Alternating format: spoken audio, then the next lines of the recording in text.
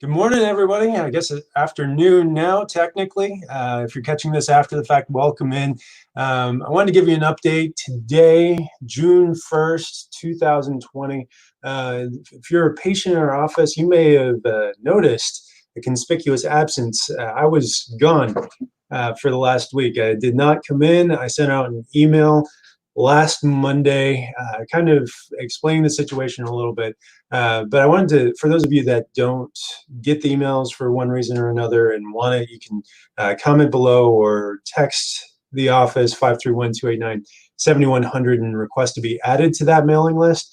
But basically what happened was my son, my baby Zeke, he was about to start daycare. So he went for his weekly visit to his daycare and was there, had a great time. My wife came and picked him up after about three hours. I just wanted to see how he would do, get familiar with the room, and he did awesome. He's a great kid. He doesn't cry a lot. He cries at the appropriate times, and no problems there. But we got home, and we had family in town, and a couple days into the Memorial Day weekend, we get a phone call from the director, which is pretty odd that the director of our child's daycare would call us on a Sunday.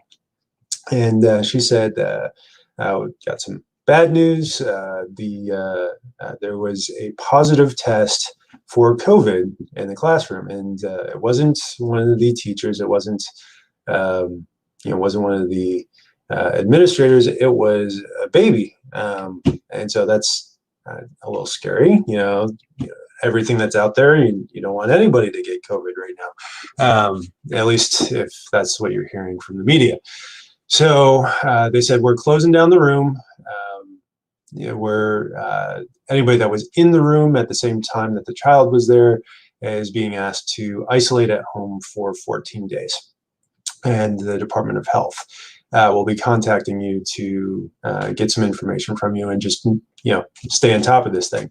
So we get the call on Tuesday. So on Sunday, after talking to my wife and talking to April, the office manager here, we made the decision that we should at least close the office for the week, just to be proactive and stay on the safe side of things.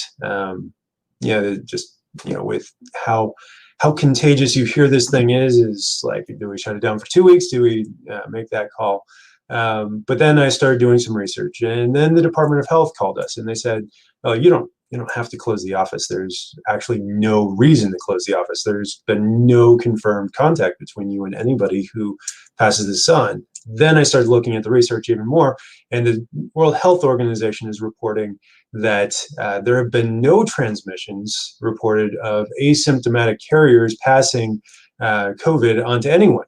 And then we get the call from the daycare that actually this baby who had the positive test is still asymptomatic, that even though they tested positive, that they're still asymptomatic. So all that was confirmation to me that, out of almost really a place of fear and protectivity, we closed down the office almost too hastily, which I would rather always err on the safe side and keep each of you safe than ever put any of you at risk. But we're back. We're open now. We are full blown. You guys have nothing to worry about. My son, he's still asymptomatic. He's been getting plenty of sunshine, plenty of exercise.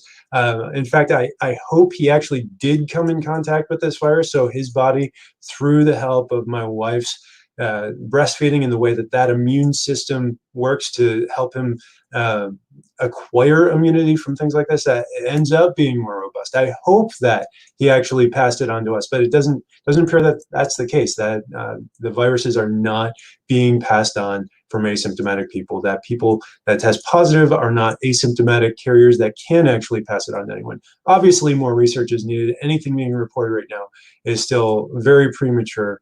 But I have no fear right now for any of you, which is why I'm here today and why I'm here for this week.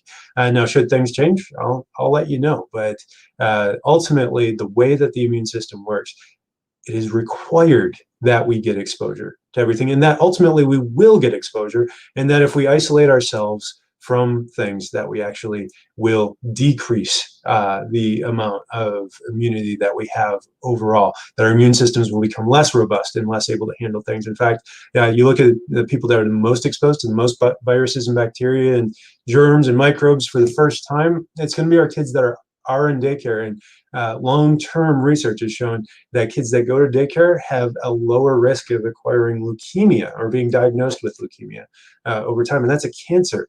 Cancer that affects the immune system directly. So I don't want any of you to be afraid at all, ever, but especially right now.